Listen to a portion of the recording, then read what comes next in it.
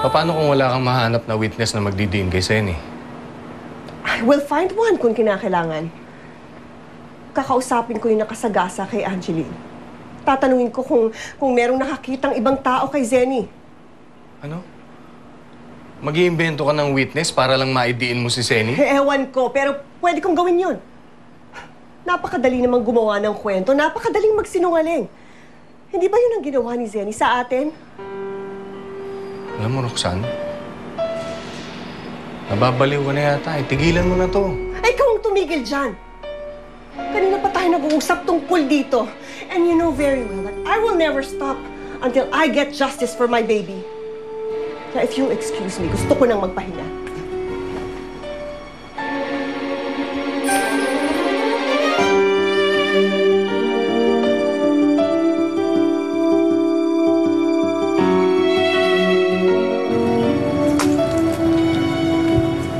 Hoy! Tigilan mo na nga yan. Nagbabasag ka na naman dyan. Ang trip yan. Eh si Dennis masyadong epal. Halata naman may gusto kay Lira. O poro-poro pa. Nagsiselos ka. Ako nagsiselos? Magsama pa silang dalawa. At hindi ako luluhod sa kanya para balikan ako. Magsama sila. Huwag ka magsalita ng tapos, baka pagsisihan mo yan. Hindi rin. Ganun, no?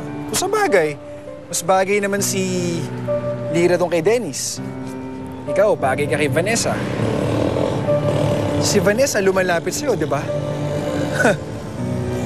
Tutukain mo na lang. Bagay kayo nun, di ba?